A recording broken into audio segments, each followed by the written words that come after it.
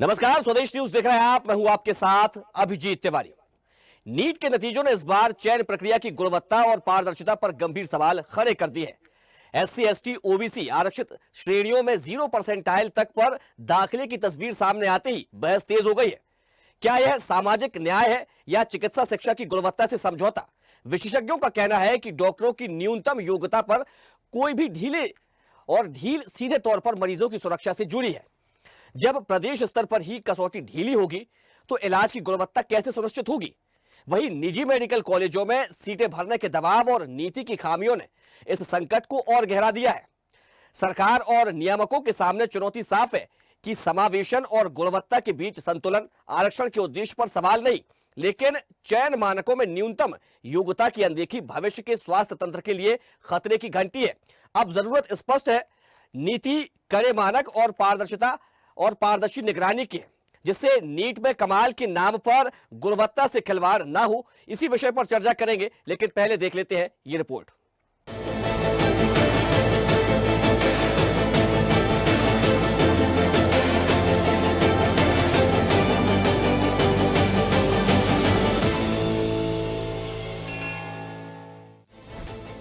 NEET, PG और medical admission को लेकर एक बार फिर आरक्षण और मेरिट का मुद्दा सियासी व सामाजिक बहस के केंद्र में आ गया है।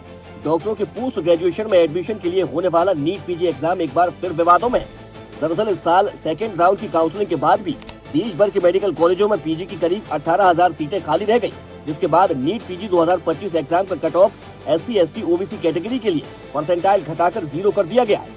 13 जनवरी को national board of examination in medical sciences ने कट ऑफ घटाने के लिए नोटिफिकेशन जारी किया।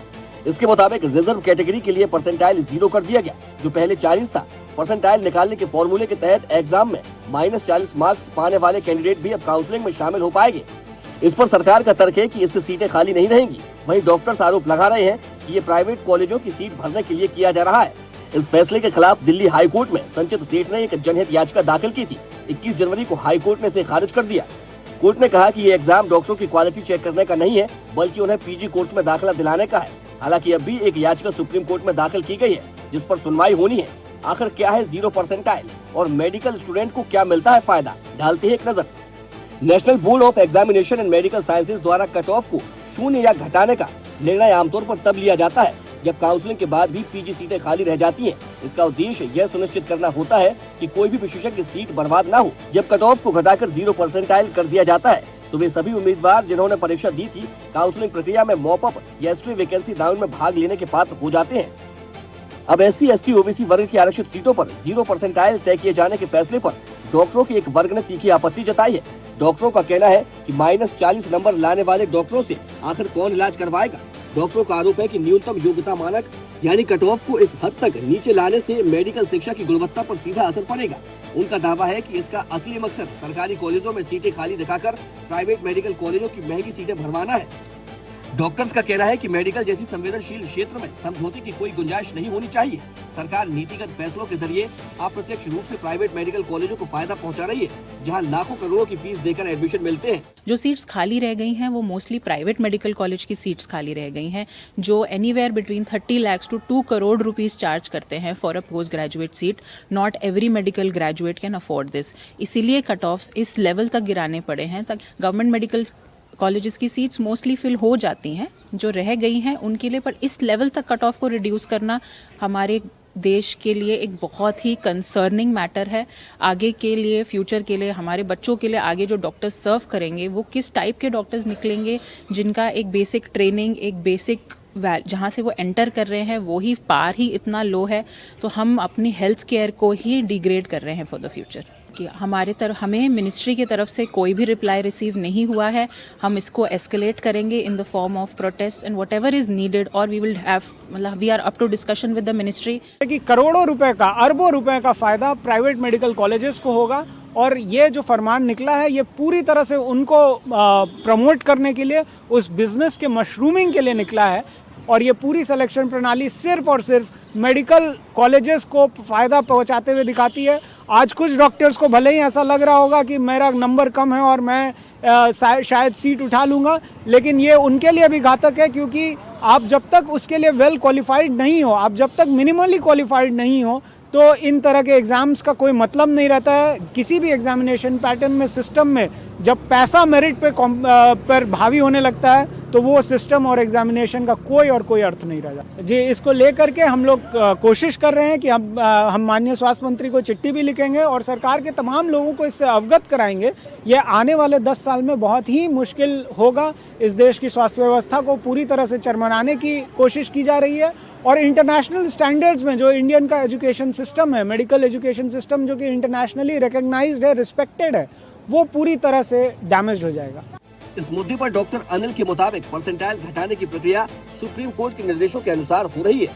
2 राउंड की काउंसलिंग हो चुकी है। उसके बाद 18,000 सीटें खाली है। इनमें आधी से ज्यादा सीट सरकारी मेडिकल कॉलेजों की है। ऐसे में ये कहना गलत है कि सिर्फ प्राइवेट कॉलेजों को फायदा पहुंचाने के लिए हुआ है। उन्होंने कहा कि जो लोग SC, ST, OBC स्टूडेंट्स को बदनाम करने की कोशिश कर रहे हैं, उनसे मैं कहना चाहता हूं कि परसेंटाइल घटाना सबके लिए किया गया है। 12 जनवरी को IMA ने कट ऑफ घटाने के लिए केंद्रीय स्वास्थ्य मंत्रालय को चिट्ठी लिखी थी, जिसमें कहा गया कि मौजूदा कट ऑफ से काबिल उम्मीदवार काउंसलिंग के प्रोसेस से बाहर हो जा रहे हैं। संगठन को शिकायत मिल रही थी कि बहुत सारी सीटें खाली है और कट ऑफ 50 परसेंटाइल से कम होने से ये सीटें भरी जा सकती है। PG में एडमिशन मिलने के बाद इन्हें भी 3 साल बाद 50% मार्क्स से पास होने के बाद ही डिग्री मिलेगी। ये मेरिट लिस्ट में अगर 7 परसेंटाइल पे या 5 परसेंटाइल पर या SC, ST, OBC 0 परसेंटाइल पर एडमिशन हो रहा है, इसका मतलब ये कतई नहीं है कि सरकार की तरफ से उनको डिग्री दी जा रही है, PG की डिग्री नहीं। ये PG की डिग्री नहीं दी जा रही, ये सिर्फ एक एडमिशन की मेरिट लिस्ट है, उसमें से उनको लिया जा रहा है और सेलेक्ट होने के बाद ये सब लोग अच्छे से सबको समझना होगा कि सेलेक्ट होने के बाद उनको दोबारा 3 साल तक उस कोर्स में सीनियर रेजिडेंट डॉक्टर की तरह या रेजिडेंट PG रेजिडेंट डॉक्टर की तरह उसमें काम करना होगा और फिर PG का एग्जाम देना होगा और उसमें जनरल कैटेगरी के लोगों को 50% मार्क्स लाकर पास होना होगा, तभी उनको PG की डिग्री दी जाएगी। तो इसमें जो पढ़ाई का स्तर है या डॉक्टर्स की नॉलेज का स्तर है, उसका कम होने का कोई चांस नहीं है। तो वही मामले में सरकार का तर्क है कि इससे सीटों की बर्बादी रुकेगी। नेशनल मेडिकल कमीशन के सूत्रों की माने तो विवाद के बाद नीट PG 2026 के लिए एक्सपर्ट्स की एक विशेष कमेटी बनाई जाएगी, जो एग्जाम की मौजूदा प्रोसेस, मार्किंग सिस्टम और काउंसलिंग प्रोसेस की जांच करेगी। लेकिन अब जब सीटें बढ़ाई गयी तो खाली रहने लगी। देश के सरकारी और प्राइवेट मेडिकल कॉलेजों में पोस्ट ग्रेजुएट की सीट की संख्या 80,291 है। 2014 में ये संख्या 31,185 थी। ये पहली बार नहीं है जब नीट PG में कट ऑफ परसेंटाइल 0 किया गया है। आपको बता दें कि 2022 में भी ये मामला कोर्ट में गया था। तब दिल्ली हाई कोर्ट में कट ऑफ और कम करने की मांग की याचिका पर केंद्र सरकार ने कहा था कि न्यूनतम क्वालिफाइंग परसेंटाइल जरूरी है, जिससे मेडिकल एजुकेशन और प्रोफेशनल कोर्स का स्तर बना रहे। सरकार की दलील मानते हुए दिल्ली हाई कोर्ट ने याचिका खारिज कर दी थी।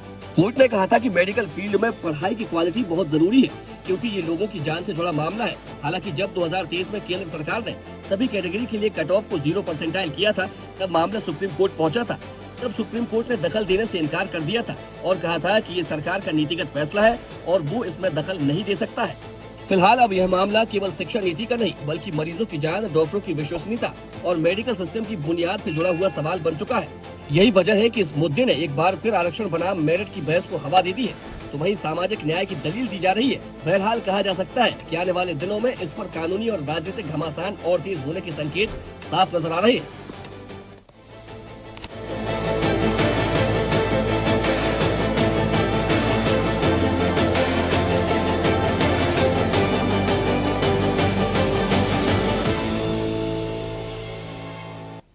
तो नीट PG में दाखिले के लिए 2 राउंड की काउंसलिंग हो चुकी है, लेकिन इसके बाद भी 18,000 सीटें खाली है।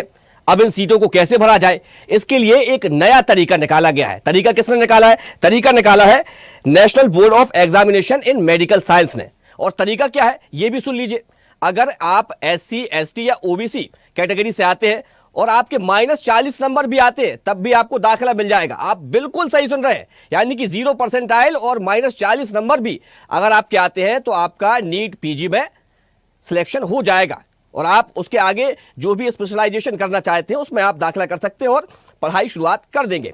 अब कैसे इससे शिक्षा की गुणवत्ता में सुधार होगा, कैसे अच्छे डॉक्टर्स निकल करके सामने आएंगे, इसी मुद्दे पर चर्चा करेंगे। लेकिन उससे पहले परिचय करवा देते अपने मेहमानों से। हमारे साथ बीजेपी नेता अनिल गोयल जी जुड़ गए, आपका बहुत स्वागत है। इसी के साथ डॉक्टर शिवानंद हुल्यालकर जी, कांग्रेस प्रवक्ता, हमारे साथ जुड़ गए, आपका भी बहुत स्वागत है। साथ ही हमारे साथ डॉक्टर भुवनेश्वर गर्ग सर्जन है, आपका भी बहुत स्वागत है।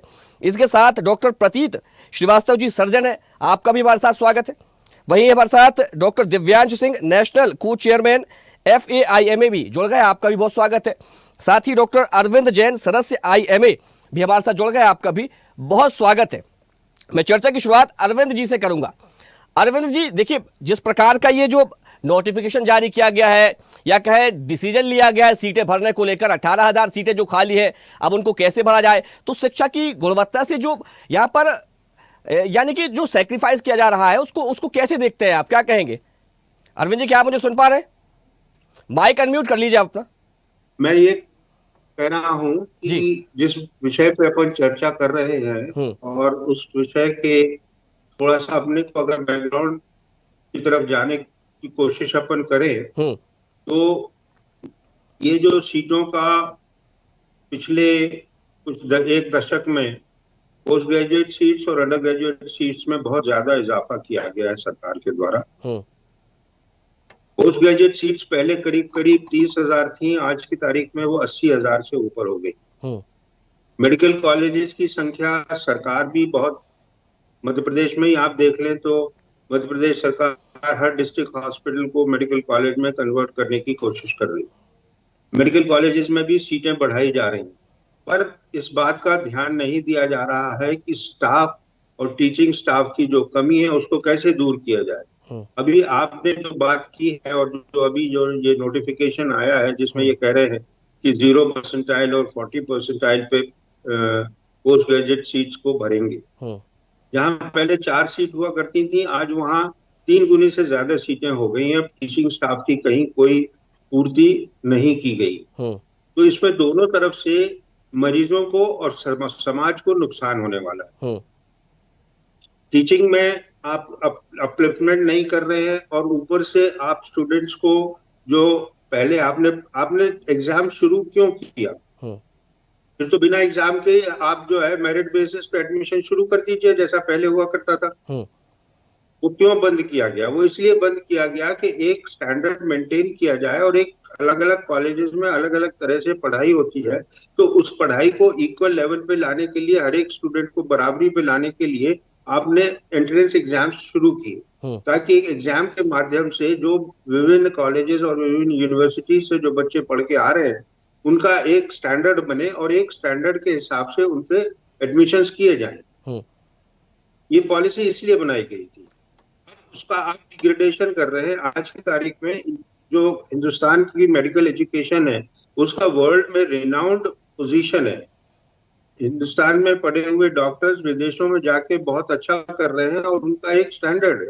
अपने यहाँ मेडिकल टूरिज्म बहुत डेवलप हो रहा था। अब अगर इस तरह से सरकार अपनी पॉलिसीज बनेगी तो इन सब पर, जितनी सारी चीजें मैंने बोली हैं, इन पे सारों पर इफेक्ट आएगा उसका। इसलिए ये जो एग्जाम में परसेंटाइल इसलिए कि सीटें बच गई हैं और उनको किसी भी तरह भरना है, ये गलत है। पहली चीज तो जब आपने सीटें बढ़ाई थी उस समय सोचना चाहिए था कि whether the college is capable of handling that number of students. आप इंजीनियरिंग का आप देखिएगा, पिछले कुछ वर्षों पहले इंजीनियरिंग की पढ़ाई के लिए मशरूम ग्रोथ हुई और हर एक आदमी ने इंजीनियरिंग कॉलेज खोल लिया और उनको परमिशन दी गई। आज उसमें आधे से ज्यादा इंजीनियरिंग कॉलेजेस बंद हैं बिकॉज स्टैंडर्ड नहीं मेंटेन कर पा रहे थे, और स्टूडेंट्स ऐसे कॉलेजेस में जाना पसंद नहीं करेंगे जहां स्टैंडर्ड्स नहीं है। जो सीटें खाली हैं उनका मुख्य कारण ये है, अगर आप देखेंगे कि जितने लोगों ने काउंसलिंग अटेंड की है उसमें से अगर परसेंटेज निकाला जाए तो मेरा ऐसा अंदाज है कि 25 से 30% कम से कम ऐसे स्टूडेंट्स होंगे जिन्होंने रिजेक्ट किया है। वो क्यों किया है? बिल्कुल। सबसे बड़ी बात यह है कि आपको नंबर चाहिए या क्वालिटी चाहिए। You want to produce good doctors for the health of nation, or you want just the doctors to fill the number of vacancies or the requirement of the World Bank or the other organizations who are supporting. मतलब आपको उसको बृहद रूप से देखना पड़ेगा कि आप जो कर रहे हैं। बहुत पहले जब मेडिकल काउंसिल चला करती थी, जब नेशनल मेडिकल काउंसिल हुआ करती थी, उस टाइम पे उन्होंने एक स्टडी की थी। उसमें प्रत्येक मेडिकल कॉलेज में प्रत्येक सब्जेक्ट में टीचिंग के लिए मिनिमम कितने आवर्स रिक्वायर्ड है और कितने आवर्स एक टीचर उसको डिलीवर कर सकता है, उसके हिसाब से टीचर्स की संख्या फिक्स की गई थी। तो ये सारी चीजों को अपन को एक साथ देखना पड़ेगा। खाली इस बात पे चर्चा करने से कि नंबर ऑफ सीट्स जो है वो प्राइवेट मेडिकल कॉलेजेस को जा रही है या गवर्नमेंट मेडिकल कॉलेजेस को जा रही हैं, पर अपने को एजुकेशन में भी उतना ही ध्यान देना पड़ेगा। बिल्कुल ठीक है। प्रतीत जी, देखिए आप खुद एक डॉक्टर हैं, सर्जन हैं, और जो मेहनत एक डॉक्टर करता है और जिसके बाद फिर वो एक उस मुकाम पर पहुंचता है कि वो किसी एक विषय का स्पेशल हो जाता है, लेकिन अब जो NBEMS ने ये जो एक क्राइटेरिया तय कर दिया है कि आप आइए, कॉपी खाली छोड़ जाइए और पीजी में दाखिला पा लीजिए, क्या कहेंगे इसको लेकर? जानकारी है कि पिछले बार भी एक सुप्रीम कोर्ट में याचिका दाखिल की गई थी इसी बात को लेकर के, कट ऑफ डिक्रीज करने के लिए, जिस पर सुप्रीम कोर्ट का जो है छात्रों की गुणवत्ता, मेडिकल स्टूडेंट्स की गुणवत्ता नहीं चेक कर रहे हैं, हम सिर्फ सीट फुलफिल करने के लिए ये कट ऑफ डिक्रीज कर रहे हैं, और ऐसा कह करके वो याचिका खारिज कर दी गई थी। पर मुझे ऐसा लगता है कि अगर हम ब्रॉडर पर्सपेक्टिव में देखेंगे तो कहीं ना कहीं इससे गुणवत्ता जरूर प्रभावित होती है, क्योंकि अब अगर स्टूडेंट्स को कुछ स्कोर ही नहीं करना पड़ेगा और उनका सिलेक्शन हो जाएगा। और अगर हम पास्ट की बात करें तो पहले जो सीट का वितरण होता था, जो डिस्ट्रीब्यूशन होता था, वो मेरिट बेसिस पर ही होता था, रैंक्स के अकॉर्डिंग ही उन्हें स्पेशलिटीज और सब स्पेशलिटीज मिला करती थी। तो अगर हम लोग ये कट ऑफ इतना डिक्रीज कर देंगे कि कोई भी स्टूडेंट है जो एस्पिरेंट है, उसे 0 से -40 भी अगर वो मार्क्स ला रहे हैं, कुछ भी नहीं कर रहे हैं एग्जाम में, तब भी उन्हें कोई ना कोई सीट मिल जा रही है, तो कहीं ना कहीं अगर आप ब्रॉडर पर्सपेक्टिव में देखें तो गुणवत्ता तो प्रभावित होती ही है मेडिकल एजुकेशन की। और इसका इसके लिए ये दलील देना अगर किसी को भी सिखा देना है तो ऐसे तो आप झोला छाप डॉक्टरों को भी उठा लाइए, उन्हें कहिए कि सीधा आपका दाखिला हो रहा है। हम कह रहे हैं जी, और सर्जिकल ब्रांचेस तो इतनी टेक्निकल ब्रांचेस होती हैं, फिर तो आप किसी को भी बैठा दीजिए पकड़ के, तो वो कर ही लेंगे सर्जरी, उसमें क्या है। पोस्ट ग्रेजुएशन में 3 साल के लिए जो हम लोगों की ग्राइंडिंग होती है एक एकेडमिक लेवल पर और क्लिनिकल लेवल पर, उसके वो दलील आप नहीं दे सकते कि मतलब 3 साल अगर हम स्टूडेंट्स को पढ़ना तो है ही, एग्जाम तो क्लियर करना ही है, नहीं। आपको जो सीट मिलती है डिस्ट्रीब्यूशन जो मेरिट के अकॉर्डिंग होता है ना, तो ये कहीं ना कहीं से मेडिकल एजुकेशन की गुणवत्ता जरूर प्रभावित हो रही है। और दूसरी बात मैं ये कहना चाहती हूँ कि अक्सर ये हमें अब न्यूज सुनने में आती है, हम लोगों को तो खैर बहुत टाइम हो गया एग्जाम देवे, लेकिन अब मुझे अक्सर ये न्यूज सुनने में आती है कि आंसर कीज जो है वो लेट डिस्ट्रीब्यूट हो रही हैं या उसमें कोई डिस्क्रिपेंसी हो रही है। तो मुझे लगता है कि इतने जो मेहनती छात्र हैं, जो एस्पिरेंट्स हैं, वो एक अकाउंटेबिलिटी डिजर्व करते हैं, एक आंसरेबिलिटी वो डिजर्व करते हैं आप जब वो एक और प्रदीप जी, मुझे तो इस बात को लेकर अचंभा हो रहा है कि आजादी के इतने सालों बाद भी आप इतना सुधार शिक्षा में नहीं कर पाए कि ताकि जो युवा है, जो परीक्षा दे रहे हैं, वे इस लायक बन सके कि वे अपनी बलबूते पर इस मुकाम को हासिल कर सके। आपने क्या किया कि एक दौड़ आयोजित कर दी, अब उसमें कहा कि दौड़ 100 मीटर की है, कोई दौड़ नहीं पा रहा तो हम उसको और 10 मीटर का कर देते, दौड़िए। ये कहाँ तक सही लगता है? तरीका ही नहीं। और वो भी ये मेडिकल एजुकेशन एक ऐसा फील्ड होता है जिसमें बिल्कुल रूम ऑफ एरर है ही नहीं। मतलब आप इसमें पेशेंट की जान से जुड़े हुए हैं, क्वालिटी ऑफ लाइफ से जुड़े हुए हैं, तो आप इसके साथ बिल्कुल खिलवाड़ नहीं कर सकते।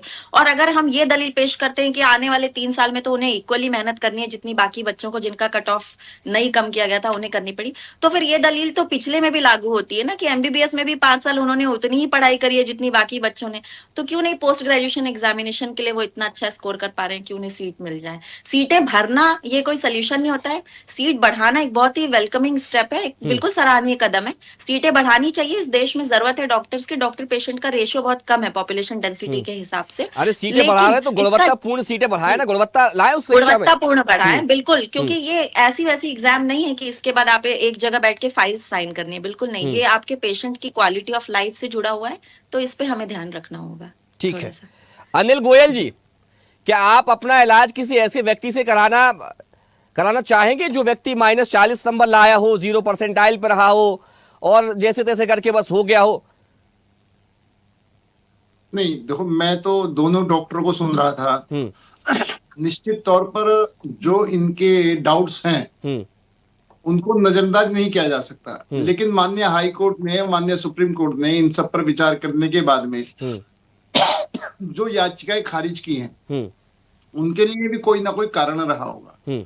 और सबसे बड़ी बात क्या है कि मानो 3 साल उसको एडमिशन मिल गया तो उसको मेहनत करके वहां भी 50% जब तक क्लियर नहीं करेगा उसको डिग्री नहीं मिलेगी। स्वाभाविक बात है कि इसके अंदर मैं कोई डॉक्टरों की बात को डिनाई नहीं कर रहा, दिव्यांश जी आ रहा हूं मैं आपके पास। जरूर है कि एक बात और है कि जैसे खुद मेरे से पहले जो डॉक्टर बोल रहे थे कि डिमांड और जनसंख्या के आधार पर अगर अनुपात देखा जाए तो डॉक्टरों की संख्या बहुत कम है। अगर उन डॉक्टरों ने जिन्होंने कहीं पीछे रह गए हैं उनको एक चांस और मिलता है और उस चांस में उनको मेहनत करके उसको बराबर आने का मौका मिलता है, तो कहीं ना कहीं हम सबका साथ सबका विकास के साथ लेकर के चल रहे हैं। हमें सबका साथ लेकर सबका विकास करना है और इस कमी को भी भरना है। कहीं ना कहीं प्राइवेट कॉलेजों का मामला भी है। अनिल गोयल जी, कई गांवों में ऐसे डॉक्टर्स हैं जिनके पास कोई डिग्री नहीं है, कोई पढ़ाई उन्होंने नहीं की है, लेकिन वो जानते हैं कि अगर बुखार आ जाए तो कौन सी गोली देनी है, अगर सर दर्द हो रहा है तो कौन सी दवाई देनी है, खांसी आ रही तो कौन सा कफ सिरप देनी है। वो तो बोतल चढ़ाने में भी महारत हासिल रखते हैं, इंजेक्शन भी लगाना जानते हैं। कल को वे सभी संगठन एक हो जाएंगे, पूरा एक संगठन बना लेंगे, डॉक्टर्स कहेंगे कि भाई हमें तो बहुत कुछ आता है, अब हमें भी दाखिला दे दीजिए आप। तो नहीं, देखो आप, ये तो हम अपवाद कर तर्क का कुतर्क कह सकते हैं, हम अपवाद कर सकते हैं कि भाई फिर जब हम एमबीबीएस की पढ़ाई कर रहे हैं 5 साल तक एमबीबीएस पास करेंगे तो अब हम उसको भी, वो तो लेकिन किसी एक विषय में स्पेशलाइजेशन होना बहुत बड़ी बात हो जाती है। मैंने जो दोनों डॉक्टरों को सुना है, मैंने किसी की बात को नजरअंदाज नहीं करा। उनके डाउट्स, उनके शक या उन्होंने जो कुछ कहा है वो सब गंभीर है, क्योंकि क्वालिटी बहुत जरूरत है इसके अंदर कहीं दो। लेकिन अगर बाई चांस कुछ डॉक्टर किसी वजह से रहकर उनको एक चांस और मिलता है, वहां कोई समझौता नहीं हो रहा, उनको एक चांस और मिल रहा है, लेकिन चांस ठीक है, मैं आपकी बात मान लेता हूं, लेकिन चांस देना इस शर्त पे कि आप कॉपी खाली छोड़ के आ जाइए। यानी कि अगर आप कॉपी खाली भी छोड़ दे तब भी आपके 0 नंबर आएंगे, हाँ तो आपको -40 तक पे जो है वो दाखिला दे दिया जाएगा। ठीक है, मैं आऊंगा आपके पास। दिव्यांश जी कुछ कहना चाह रहे हैं। दिव्यांश जी। मैं अनिल जी से ये कहना चाहता हूँ, साफ देखिए, सेकंड चांस की अगर हम बात कर रहे होते हैं तो सेकंड चांस तो मरीज को चाहिए होता है जिंदगी से, डॉक्टर को नहीं। मेडिकल साइंस ऐसी साइंस नहीं है जहाँ पे डॉक्टर को सेकंड चांस मिले, वहां पे मरीज को सेकंड चांस चाहिए होता है और उसको सेकंड चांस मिलना बहुत ज्यादा जरूरी भी होता है। और अचानक आप देखते हैं कि बहुत मुश्किल से ही वो चांस मिलता है। और दूसरी बात कर लेते हैं, आपका डाउट मैं क्लियर करता हूँ। एक सबसे बड़ी दिक्कत की बात है कि आपको पता ही नहीं है कि पीजी रेजिडेंसी में होता क्या, और पता नहीं कौन मूर्ख बना रहा है आप लोगों को। आप बोल रहे हैं 3 साल के बाद में वो मेहनत कर लेगा, उसको दोबारा एग्जाम देने को मिल जाएगा। आपको पता है 3 साल के अंदर वो कितने पेशेंट्स का इलाज करेगा, कितने पेशेंट्स मरने की कगार पे होंगे, जिनकी जिंदगियों का जीना है या मरना है का फैसला उस डॉक्टर के हाथ में आएगा। और आप गारंटी ले सकते हैं कि वो उनके साथ न्याय करेगा? अरे जिस डॉक्टर से अभी अपनी कॉपी पे, एग्जाम की कॉपी में न्याय नहीं हुआ, आप बात करते हैं वो एक मरीज की जान बचा पाएगा। और 3 साल के बाद की बात आप कर रहे हैं, 3 साल तक का क्या? मुझे तो चिंता इस बात की है कि मेरे देशवासी हैं, जो देश के गरीब मरीज हैं, या उनकी जान को साथ आप इतना मतलब हद तक खेलने के लिए तैयार हो गए हैं कि मतलब जिस डॉक्टर को ये नहीं पता कि क्या चीज कहाँ पे है, उसको ये नहीं पता दिल कहाँ पे है, किडनी कहाँ पे है। अगर किसी के -40 मार्क्स आ रहे हैं, आपको इसका मतलब भी समझ में आ रहा है? उसको शायद ये भी ना पता हो कि इंसान का दिमाग कहाँ पे है। और आप बात कर रहे हैं कि आप उससे क्लिनिकल ब्रांचेस में आप भेजने की बात कर रहे हैं, उसको आप दूसरे मौके देने की बात कर रहे हैं।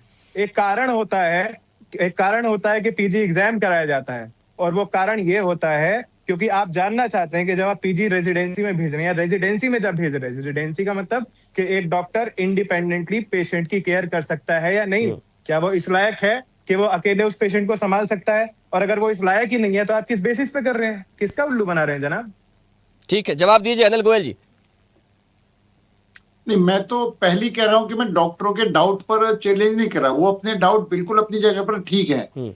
लेकिन अगर इनके हमारी सब बात होती तो सरकार क्या कर रही है फिर उसको लेकर के? जब साहब ये डाउट नहीं है, ये डाउट नहीं है, मैं तो फैक्ट बता रहा हूँ। आप फैक्ट का जवाब फैक्ट से दीजिए।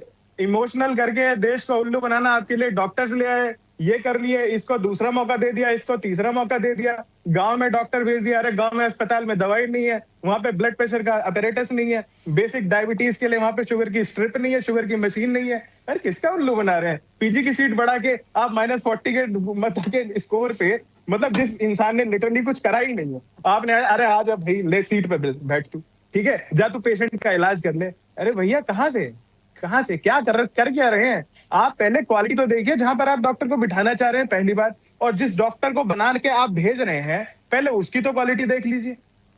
डॉक्टर को आप अधिकतर देखते होंगे, है ना, आजकल बहुत ज्यादा हाथापाई भी हो जाती है। मैं तो सच बता रहा हूँ, वो हाथापाई के भी केसेस बहुत ज्यादा बढ़ जाएंगे। काहे कि उसको तो डॉक्टर को आता ही नहीं है कुछ, तो वो तो चप्पल ही खाएगा आगे वो। तो ऐसे डॉक्टर को कम से कम आप पहले लायक तो बनने दीजिए। और लायक आप रेजिडेंसी में जब वो पेशेंट ट्रीट करता है तब भी बनता है, लायक बनता है वो पढ़ाई करके, तो उसको पढ़ने दीजिए, अभी इस लायक बनने दीजिए पहले उसे कि वो रेजिडेंसी में जाने का हकदार हो, तब उसको रेजिडेंसी में घुसाइए।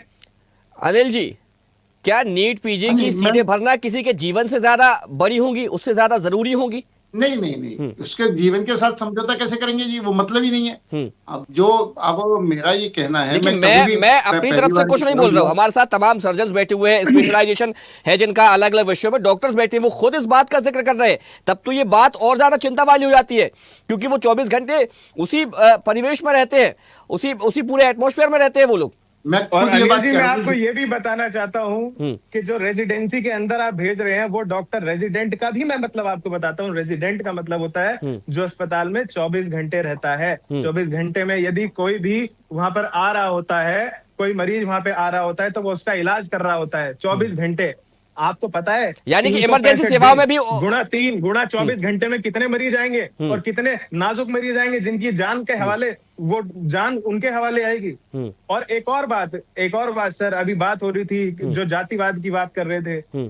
अरे मैं तो कहता हूँ सर, जातिवाद वातिवाद सब छोड़िए, जातिवाद की बात ही नहीं है। मैं तो चाहता हूँ इस देश में इतने कॉम्पिटेंट डॉक्टर्स बने कि यदि मैं हाजिर ना हूं तो मैं अपने माँ बापों की जान ऐसे डॉक्टर्स के हाथ में रख सकूं जो उनकी जान बचा लें।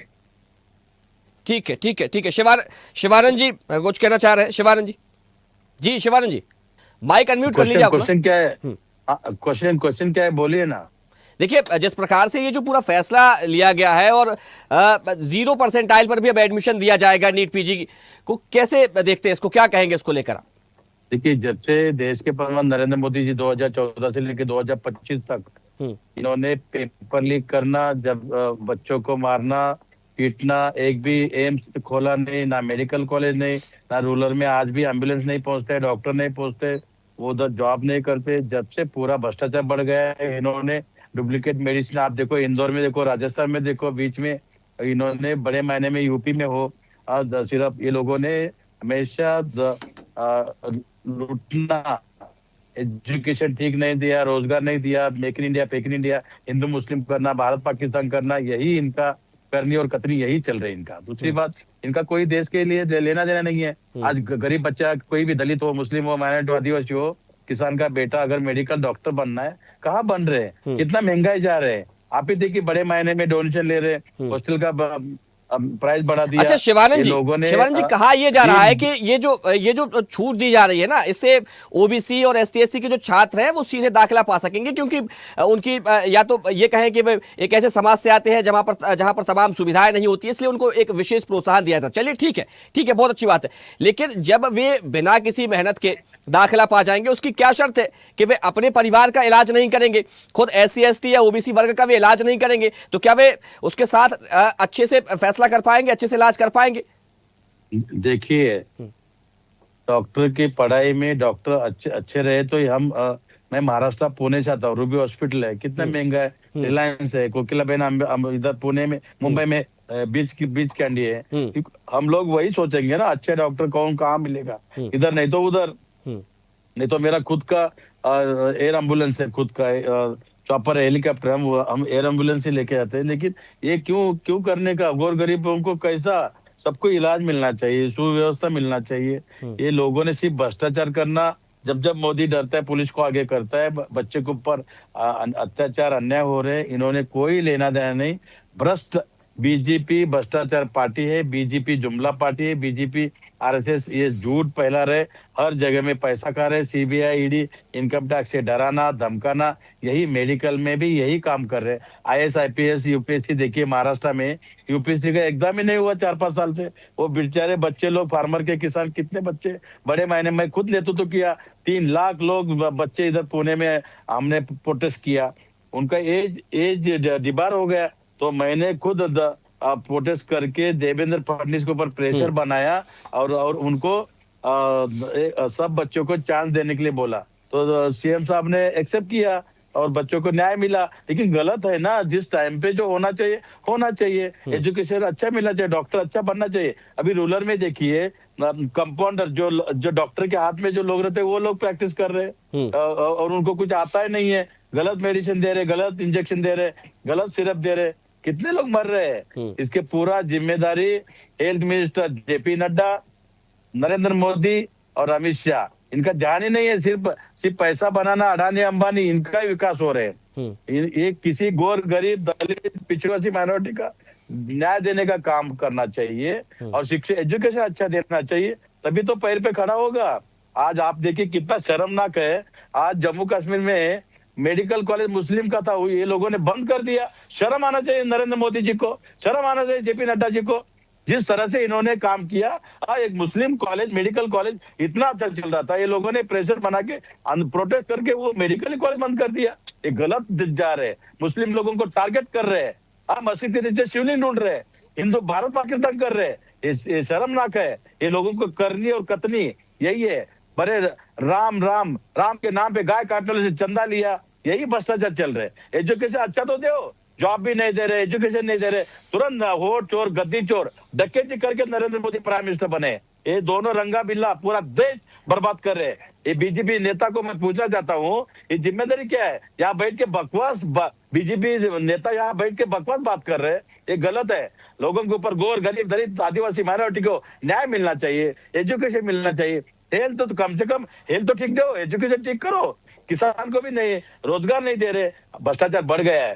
मैं घोर निंदा करना चाहता हूँ और इसका कड़ी ये अडानी अंबानी, ये बांग्लादेश के नाम पे, पाकिस्तान नाम पे आज अडानी का बिजली बांग्लादेश को जा रहे हैं। कैसे जा रहे हैं उस बारे में नहीं। यहाँ हिंदू खतरे में बोलने का, मैं भी हिंदू, कितना हिंदुओं को नौकरी दिया, कितना सनातन, मैं भी सनातनी। ये कुछ नहीं है, भारत पाकिस्तान करना, मस्जिद के नीचे शिवलिंग ढूंढना, गाय काटने वाले से टांगुर बाबा 2000 करोड़ बनाया, अमित शाह के हाथ बिना और आरएसएस का उपाध्याय बिना 2000 करोड़ टांगुर बाबा उत्तर प्रदेश में कैसा बना? ठीक है शिवानंद जी, ठीक है। डॉक्टर भुवनेश्वर जी, कोई व्यक्ति जो कि खाली कॉपी छोड़ करके आ जाए, दाखिला पा जाए, डॉक्टर बन जाए, वो कैसे ही अपने काम के साथ इंसाफ कर पाएगा, लोगों के साथ इंसाफ कर पाएगा?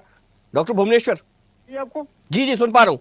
मैं ये नहीं समझ पा रहा हूँ कि इतनी देर से जो ये बकवास कर रहे थे श्रीमान, ये आप परमिट क्यों कर रहे थे? आपने एक विषय उठाया है जिसमें योग्यता और अयोग्यता की बात हो रही है, जिसमें सक्षम और अक्षम की बात हो रही है। आप वहाँ पर इसको नरेंद्र मोदी और पाकिस्तान, बांग्लादेश और मुस्लिम चिलवा रहे हैं। ये क्या तरीका है?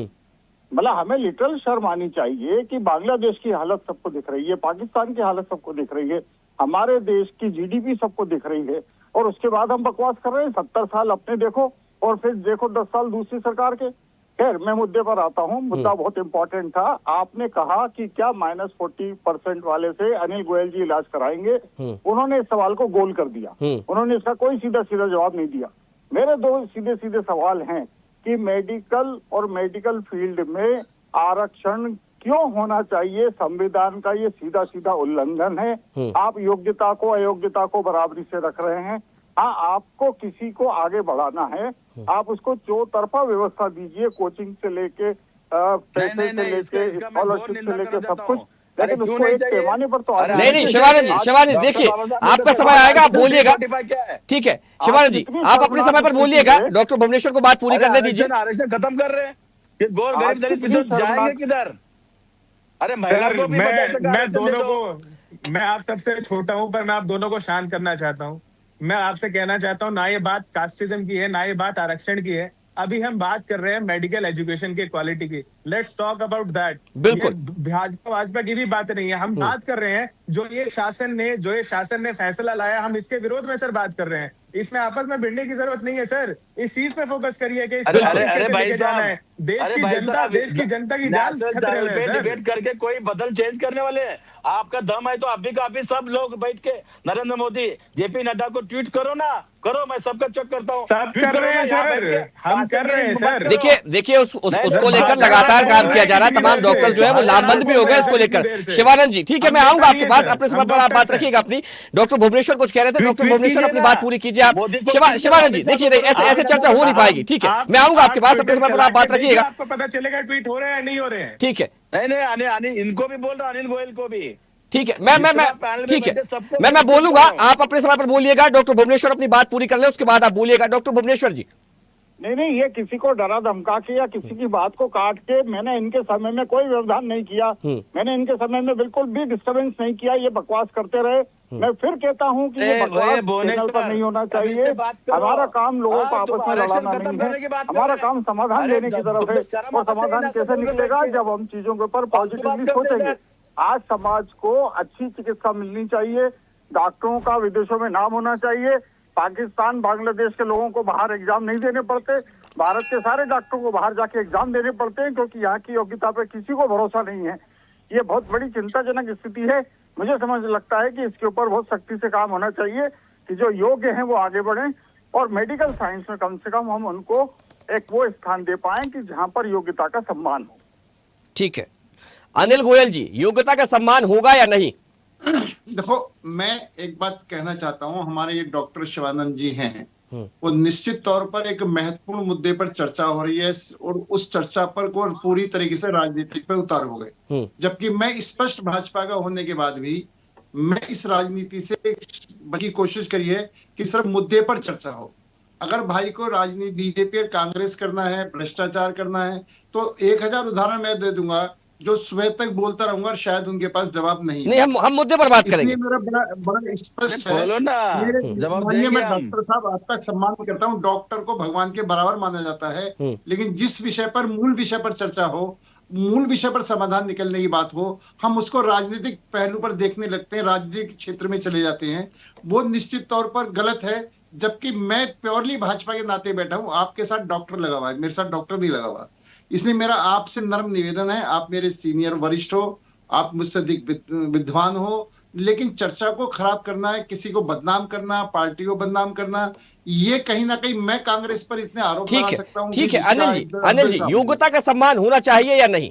100% योग्यता का सम्मान होना चाहिए। इसमें कहीं से कहीं तक भी कोई दो राय नहीं है, कोई समझौता नहीं है। लेकिन मैंने जो एक बात कही है द्वारा कि बिल्कुल जो इनसे पहले मेरे युवा डॉक्टर बैठे हुए हैं, उनकी बात भी बिल्कुल जायज है। और जो ये डॉक्टर हैं, जो रेजिडेंट डॉक्टर हैं, वो कहीं ना कहीं सीनियर डॉक्टर के मरीज तो किसी और सीनियर डॉक्टर में अधीन होता है। इमरजेंसी में उनको बुलाया जाता है, वो देखते हैं। इसमें दो राय नहीं है कि वहां पर योग्य डॉक्टर होने चाहिए, मैं इसमें डिनाई नहीं कर रहा। लेकिन अगर सरकार ने ये फैसला करा है तो उसको अधिकार भी है।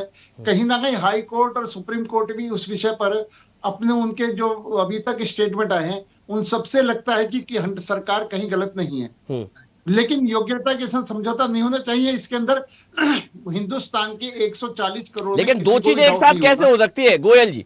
दो चीजें एक साथ कैसे हो सकती है? सरकार गलत भी नहीं हो सकती है और योग्यता के साथ समझौता भी नहीं करना है। लेकिन जब हम उनको, मैं एक बात फिर, जब चांस देने की बात है कि मानो सपोजर कोई रह गया और उनको चांस दिया जा रहा है और वो उसको क्लियर करेंगे तभी आगे बढ़ेंगे। वो आगे नहीं बढ़ पा रहे हैं। कहीं ना कहीं डिमांड, मैं अपने जो हमारे जूनियर डॉक्टर हैं, मैं सहमत हूं, लेकिन कहीं ना कहीं इस कमी को, ये खालीपन को कैसे भरा जाए, इसका कोई सुझाव मेरे माननीय डॉक्टरों के पास है तो वो दे। सर, तो क्या आप इस खालीपन को मरीजों की जान से भर पाएंगे? सर मैं सीधी बात ये बता दीजिए, आप सरकार में सॉल्यूशन लाना आपका काम है साहब। आप गलत सॉल्यूशन बता रहे हैं यहाँ पे। आप मरीज की जान से नहीं भर पाएंगे उस गैप को जो आप बात कर रहे हैं। और दूसरी, अब मैं आपकी बात सारी क्लियर कर देता हूँ सर, अनिल जी, मैं आपकी सारी बातें क्लियर कर देता हूँ। आप जब बात कह रहे हैं कि एक सीनियर वहां पे सीनियर के अधीन होता है, तो मैं आपको बता दूं कि इमरजेंसी में सीनियर नहीं आता है, ठीक है। जो फर्स्ट कांटेक्ट होता है वो रेजिडेंट डॉक्टर के साथ होता है, जो वहां पे 24 घंटे वहां पे मौजूद रहता है। जब उसके हिसाब से नहीं हो रही होती है चीजें, उसके बाद में जाके सीनियर डॉक्टर आता है। और मैं तो कहता हूँ जितने भी चैनल्स वाले हैं, जरा एक बार जो भी आपके पास में मेडिकल कॉलेज हो, रात के 11 बजे जरा इमरजेंसी में ही जाके देख लीजिए कितने सीनियर डॉक्टर आपको वहां पे मिलेंगे, ठीक, और कितने क्रिटिकल पेशेंट्स वहां पे आपके मिलेंगे। क्रिटिकल पेशेंट्स का नंबर आपको कई गुना ज्यादा मिलेगा, सीनियर डॉक्टर्स का नंबर शायद वहां पर उतना ना मिले। तो ये जो दूसरा मौके की आप बात कर रहे हैं साहब, तो एक डॉक्टर को तो आप दे देंगे जिसके -40 नंबर है, जिसको कुछ आता ही नहीं है। मेरे को तो ये भी नहीं समझ आता वो डॉक्टर कहलाने लायक भी अभी बना है या नहीं बना है, अगर उसके हाल इतने बुरे हैं। पर जो वो मरीज है जो अपनी जान के लिए तड़प रहा है साहब, उसको कैसे सेकंड चांस देंगे? ठीक है, ठीक है। डॉक्टर अरविंद जी, देखिए, डॉक्टर को भगवान का रूप कहते हैं, उसे भगवान मानते हैं हम सभी, लेकिन जब डॉक्टर बिना किसी परीक्षा के जो है वो कसौटी पर खरा उतरा माना जाएगा, तो क्या वास्तविकता में फिर वो भगवान वाला चेहरा डॉक्टर में नजर आएगा? अरविंद जैन जी, चलिए, अरविंद जी से संपर्क नहीं हो पा रहा है। डॉक्टर भुवनेश्वर, क्या कहेंगे आप? मेरा बहुत स्पष्ट मानना है, संविधान योग्यता का अधिकार देता है, संविधान अक्षम और सक्षम को बराबरी पे लाने का अधिकार नहीं देता है। ये बहुत स्पष्ट सी बात है, इसमें पॉलिटिक्स नहीं होना चाहिए। और जो सीधी सी बात है कि आप किसी भी ऐसे डॉक्टर के पास अपने किसी परिजन का इलाज कराने जाएंगे क्या जो -40% पे जिसको सीट दे दी गई हो। यहाँ दूसरा मुद्दा यह है सबसे बड़ा कि क्या हम अपने आसपास के मेडिकल कॉलेजेस में, जहां पर आपने 24 PG/MS सीटें एक साल में दे दी हैं, 3 साल में 72 सीटें, आप जाके देखिए वहां पर 72 मरीज भी हैं क्या? फैकल्टी की बात नहीं कर रहा हूं मैं अभी। ये सब जब निरीक्षण होते हैं उस समय पर मुंह दिखाई के लिए खड़े होते हैं, बाकी सब अपने अपने घरों में बैठे होते हैं। ये बेहद शर्मनाक स्थितियां हैं, क्योंकि इस तरह से आप कैसे लोगों को ट्रेन करेंगे और कैसे लोगों को योग्य बनाएंगे? भले ही उसके पास नंबर हो, यहाँ मैं बिना नंबर की तो बात ही नहीं कर रहा हूँ -40 की। जब आप ऐसे लोगों को आगे लेके आएंगे तो वो व्यवस्था कैसे मैनेज करेंगे, ये बहुत समझने की बात है। और मेडिसिन, खासतौर से सर्जरी में, मेरे पास सिर्फ पहला सेकंड होता है जिस निर्णय पे मरीज की जान बचेगी या नहीं बचेगी। गोल्डन आवर तो बहुत बड़ा है, तो जब तक आपकी टीम आएगी जब तक तो सब सर्वनाश हो चुका होता है। तो इसलिए यहाँ ये देखने की जरूरत है कि हमारे पास योग्य बच्चों की 140 करोड़ के देश में कोई कमी नहीं है। अगर ऐसा ही है तो हम खुला क्यों नहीं कर देते सबको कि पढ़िए और योग्यता के हिसाब से डॉक्टरी करिए, अपने आप चीजें क्लियर हो जाएंगी। तो यहाँ ये समझना होगा कि हमारे पास जो अधिकार हैं, समाज उनका उपयोग कर रहा है क्या, समाज ऐसे लोगों को स्वीकार क्यों कर रहा है, ये सबसे बड़ा इशू है। आज भी 70-75 साल में जो चार्टर्ड अकाउंटेंसी की एग्जाम है उसमें कोई रिजर्वेशन नहीं है, वहां पर एग्जाम पास करके ही आदमी आगे आता है। क्यों नहीं इस तरह का कोई एग्जाम मेडिकल साइंस में होता जिसमें कि आदमी रेजिडेंसी और सीनियर डॉक्टर के पास पढ़ाई करता रहेगा और जब पास होगा तभी आगे जाएगा। मैं समझता हूँ कि यहाँ पर बहुत सख्ती से काम करने की जरूरत है। खाली कागजी डॉक्टर बनाने से कोई हल नहीं होगा, ना उसका समाधान निकलेगा। ठीक है, ठीक है। डॉक्टर अरविंद जी, देखिए, आपने यहाँ पर जो क्राइटेरिया था मार्क्स का उसको घटा दिया, उसको कम कर दिया, लेकिन क्या इसकी जगह पर ये नहीं किया जा सकता था कि आप जो स्पेशल डॉक्टर्स थे उनसे बच्चों की पढ़ाई करवाते, उसका पूरा खर्चा आप उठाते, उनकी तमाम शिक्षा व्यवस्था आप करते और उन्हें इस लायक बनाते कि वो अपनी काबिलियत पर जो है वो परीक्षा पास कर सके? देखिए, ऐसा है कि काबिल डॉक्टर बनाना इंस्टीट्यूशन में बनते हैं। अभी जो अभी हमारे पूर्व वक्ता साहब ने एक बहुत अच्छी बात कही कि जिस इंस्टीट्यूट में 4 आदमियों के पढ़ाने के लिए मरीज नहीं है, जिन इंस्टीट्यूट में 4 आदमियों को पढ़ाने के लिए टीचर नहीं है, उनमें आपने सीटों की इस तरह बढ़ोतरी कर रखी है कि आप जो अभी आपके पास फिगर्स हैं उसमें आप खुद ही बता रहे हैं कि ज्यादातर प्राइवेट मेडिकल कॉलेजेस की सीट खाली है। अगर उसकी एनालिसिस ये करने की कोशिश करें और ये जानने की कोशिश करें कि किन कॉलेजेस की सीट खाली है और क्यों सीट खाली है, उसके बाद उसको मेडिकल कॉलेज का स्टेटस दें और वहां पर ये डॉक्टर प्रोड्यूस करना चाहते हैं। ये जो बच्चे जिनके आप पोस्ट ग्रेजुएट में सीट नंबर कम करके उनका एडमिशन लेने चाहते हैं, उनका बैकग्राउंड देखिए कि वो कहाँ से आए, किन कॉलेजेस से पढ़ के आए और वो क्यों इस लेवल पे नहीं आए कि वो नीट एग्जाम पास कर सके। इन सब चीजों पे विचार करना चाहिए। उसी के ऊपर समाज निर्भर है, पूरे डॉक्टरी व्यवस्था के ऊपर समाज निर्भर है, पूरा देश का स्वास्थ्य उसके ऊपर निर्भर है। चाहते हैं कि हम खाली नंबर बढ़ा दें? बताइए, मध्य प्रदेश में अभी भी जो एडमिशन जो मेडिकल कॉलेज में टीचर्स की भर्ती हो रही है, या जो डिस्ट्रिक्ट हॉस्पिटल में भर्ती हो रही है वो संविदा के नाम पे हो रही है? क्या मेडिकल एजुकेशन या मेडिकल कॉलेज या अस्पताल जो है वो टेम्परेरी एस्टेब्लिशमेंट है जो आप संविदा में 2-2 साल के कॉन्ट्रैक्ट पे डॉक्टरों को भर्ती करते या उनको जॉब देते हैं? ये सारी चीजें एक साथ जुड़ी हुई हैं और इन सारी चीजों पे एक साथ विचार करना पड़ेगा, एक पॉलिसी बनानी पड़ेगी। हेल्थ एजुकेशन में पहले जब मेडिकल काउंसिल चलती थी तब उस टाइम पे मेडिकल कॉलेजेस के इंस्पेक्शंस इतने स्ट्रिक्ट हुआ करते थे और जो नए कॉलेजेस खोलना चाहते थे उनको इतने स्ट्रिक्ट इंस्पेक्शंस होते थे कि उनको लाइसेंस नहीं मिलता था। आज का जो एनएमसी है, एनएमसी के एक्ट में आपको मालूम है मेडिकल कॉलेज खोलने के लिए क्या व्यवस्था दी गई है? उसमें एक व्यवस्था यह दी गई है कि आपको एक इंस्टीट्यूट रजिस्टर कराना है और एप्लीकेशन जमा करनी है और आपके 2 कमरे के ऑफिस के एड्रेस पे आपको मेडिकल कॉलेज की परमिशन मिल जाएगी। 2 साल के अंदर आपको कॉलेज खड़ा करना है। अगर 2 साल के बाद भी नहीं खड़ा कर पाए तो मैक्सिमम 1 करोड़ रुपए का जुर्माना दे के आप उसको कंटिन्यू कर सकते हैं। तो इस तरह की अगर मेडिकल एजुकेशन में खाली नंबर के लिए व्यवस्थाएं बढ़ाई जा रही हैं या जिस तरह से पोस्ट ग्रेजुएट स्टडीज को डाइल्यूट किया जा रहा है उस तरह से तो देश का स्वास्थ्य भगवान भरोसे चलेगा। कितना जवाबदार होता है एक डॉक्टर, ये जो प्रैक्टिस करते हैं उनसे पूछिएगा। हमने आज मेरे को करीब 55 साल से ऊपर हो गए प्रैक्टिस करते हुए। मेरी उम्र है 75 साल की। मैं जानता हूं कि एक मरीज को कैसे डील किया जाता है और कैसे उसकी सुविधाएं और उनको क्या उनकी अपेक्षाएं होती हैं। आप अपने घर में देख लीजिए, आप क्या ऐसे डॉक्टर के यहाँ आप किसी मरीज को या अपने रिश्तेदार को या अपने भाई बहन को भेजना पसंद करेंगे? क्यों लोग 4 जगह जाके पता करते हैं कि ये डॉक्टर ठीक है या ये डॉक्टर ठीक है? वो इसलिए कि उसकी रेपुटेशन उसके काम पे निर्भर करती है, उसने क्या पढ़ाई की है उस पर निर्भर करती है, कहाँ से पढ़ा है उस पर निर्भर करती है। नहीं तो फिर आपने नीट एग्जाम, जब आप जो एमबीबीएस के एग्जाम के बाद गवर्नमेंट ने एग्जिट एग्जाम की बात क्यों की थी? सिर्फ इसलिए की थी ना कि सब जगह एक सा स्टैंडर्ड रहे।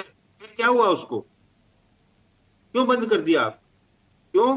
कि आप सिर्फ नंबर चाहते हैं। आप चाहते हैं कि हमारे यहाँ पर पॉपुलेशन इतने डॉक्टर अगर कहे जा रहे हैं तो उतने हो जाए। कैसे हो जाए और कौन बन जाए डॉक्टर या कैसा डॉक्टर बन जाए, इसके बारे में कोई विचार नहीं किया जाता। ठीक है डॉक्टर प्रतीत, देखिए अगर ऐसी ही स्थिति बनी रही तो फिर आने वाले समय में तो लोग अपना इलाज कराने से भी डरेंगे। उनको समझ ही नहीं आएगा कि वो इलाज कराने जाए कहाँ। इतना अच्छा आपको एक मौका है और अभी पीछे। ठीक है अरविंद जी मैं आऊंगा आपके पास। मेरा सवाल डॉक्टर प्रतीत से था। देखिएगा अरविंद जी, फॉरेन टूरिज्म कितना बढ़ गया, मेडिकल टूरिज्म। ठीक है अरविंद जी, मैं आऊंगा आपके पास। मेरा सवाल डॉक्टर प्रतीत से था। डॉक्टर प्रतीत, क्या आप मुझे सुन पा रही हैं? चलिए ठीक है, डॉक्टर प्रतीत से हमारा संपर्क नहीं हो पा रहा। डॉक्टर दिव्यांश, क्या कहेंगे आप? सर एक बार सवाल रिपीट कर दीजिए अपना। मैं कह रहा हूं अगर ऐसी ही स्थिति बनी रहे फिर तो लोग डरेंगे, उनको समझ ही नहीं आएगा कि वे इलाज किससे कराए, कहाँ कराए। बिल्कुल मैं आपसे टोटली एग्री करता हूँ। लोगों का डर भी लगेगा। इसमें सबसे ज्यादा अनफॉर्चुनेट बात मैं आपको बता देता हूँ कि जब एक पेपर आप डिजाइन कर रहे होते हैं, कभी ना कभी आपने देखा होगा पेपर बनते हुए। मान लीजिए अगर उसके अंदर 10 सवाल हैं, 10 में से 2 सवाल ऐसे रखे जाते हैं जो इतने आसान हो कि जिस बच्चे को कुछ भी नहीं आता वो भी कम से कम ऐसे सवालों को कर पाए। कुछ सवाल होते हैं एवरेज डिफिकल्टी के, कुछ सवाल होते हैं बहुत ज्यादा डिफिकल्टी के। अब अगर हम बात कर रहे हैं -40 नंबर की, -40 नंबर का मतलब ये हो जाता है कि वो जो सबसे आसान सवाल थे बच्चा वो तक नहीं कर पा रहा है, और वो सवाल नहीं कर पा रहा है तो इसका मतलब लेजिट यही है कि उसको तो मेडिकल साइंसेज की ABCD भी नहीं आती, और आप उसको स्पेशलिटी में भेज रहे हैं। अच्छा, स्पेशलिटी में भी चलिए आपने भेज दिया, स्पेशलिटी के अंदर 24 घंटे 3 साल उसने क्या किया, कितने पेशेंट के साथ में उसने क्या कर डाला हमें नहीं पता। उसके बाद में जब वो वहां से निकलेगा, अच्छा यहाँ पर सब बोल रहे थे कि एग्जाम देना पड़ेगा। सर मैं MD पास कर चुका हूँ, मेरे को MD लास्ट ईयर मैंने पास किया था, 1 साल हो चुका है MD पास किए हुए। मैं आपको एक सच बताना चाहता हूँ कि जो MD में एग्जाम होता है, वो जो एग्जाम होता है वो आपके टीचर्स आपको पास करवा देते हैं। उसका कुछ खास इतना बड़ा स्टैंडर्ड नहीं होता है, सबको पता है। आप इस देश में किसी भी रैंडम डॉक्टर से उठा के पूछ लीजिए, अगर आप रेजिडेंसी के अंदर घुस गए तो वो आप MD या MS की डिग्री लेके निकलेंगे, है ना। ऐसा किसी के साथ में नहीं होता है कि वो उसकी MD कभी पूरी ना हो या फिर मतलब उसको कोई रोके। ये भी मैं आपको एक चीज क्लियर करना चाहता हूँ। अब वो इधर से रेजिडेंसी भी पार करके निकल गया, मुझे बस इतना इस बात का कोई जवाब दे दे कि उस डॉक्टर को आता जाता तो डेफिनेटली कुछ है नहीं, जब वो अपनी प्रैक्टिस करेगा या वो जहां पे भी बैठेगा तो क्या उसके माथे पे लिखा हुआ होगा कि ये -40% वाला डॉक्टर, इसे कुछ नहीं आता? क्या उस पेशेंट को पता है कि इस डॉक्टर के पास में नहीं जाना है, ये उसकी जान से खिलवाड़ कर सकता है? बिल्कुल। और ऐसे कितने हम डॉक्टर्स प्रोड्यूस कर देंगे जो कि ना जाने इस देश के कितने गरीब मरीजों के जान के साथ में खिलवाड़ करने वाले हैं। तो इतना बड़ा इस देश के साथ में स्कैम करने से क्या ये अच्छा नहीं है कि उन डॉक्टर्स को एक मौका दिया जाए कि आप डॉक्टर्स कहलाने लायक तो थोड़ी पढ़ाई कर लीजिए।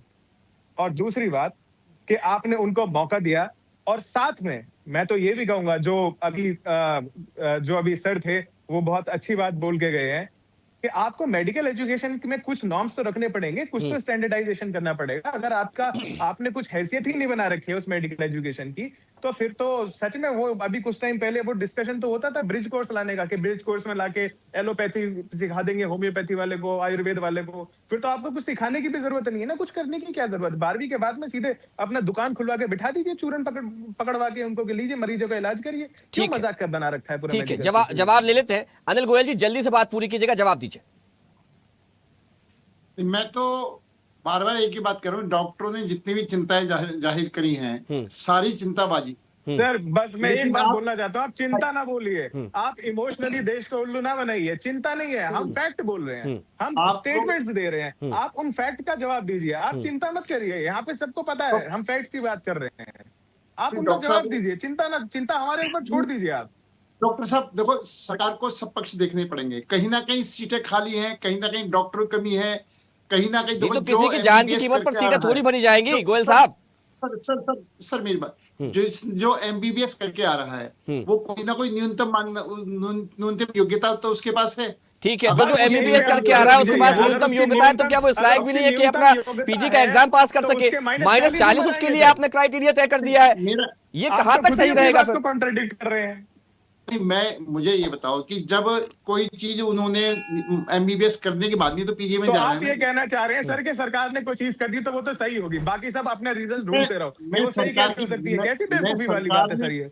सरकार ने जो चलिए ठीक है, नहीं गोयल जी समय हो गया है। गोयल जी अब हमें चर्चा को यही विराम देना पड़ेगा। ठीक है, हमारे साथ जुड़ने के लिए गोयल जी आपका बहुत शुक्रिया, शिवानंद हुल्यालकर जी आपका बहुत धन्यवाद, डॉक्टर भुवनेश्वर गर्ग आपका बहुत शुक्रिया, और डॉक्टर प्रतीत श्रीवास्तव आपका भी बहुत धन्यवाद, डॉक्टर दिव्यांश सिंह आपका भी बहुत शुक्रिया, डॉक्टर डॉक्टर अरविंद जैन जी आपका भी बहुत शुक्रिया। तो एक तरीका निकाला गया, नया तरीका है, आप -40 अंक लाइए और नीट पीजी में दाखिला पा जाइए। अब इसको लेकर नई बहस चढ़ गई है कि आखिर जब ऐसे डॉक्टर्स हम प्रोड्यूस करेंगे, देश में ऐसे डॉक्टर्स आएंगे, तो वे किस हद तक मरीजों के साथ इंसाफ कर पाएंगे। फिलहाल चर्चा में इतना ही। देखते रहिए स्वदेश न्यूज, सबसे पहले देश। देखते रहिए स्वदेश न्यूज। अगर आप इस वीडियो को सोशल मीडिया हैंडल फेसबुक या इंस्टाग्राम पर देख रहे हैं तो हमें फॉलो करें, अगर यूट्यूब पर देख रहे हैं तो सब्सक्राइब करें और बेल आइकन दबाना ना भूलें।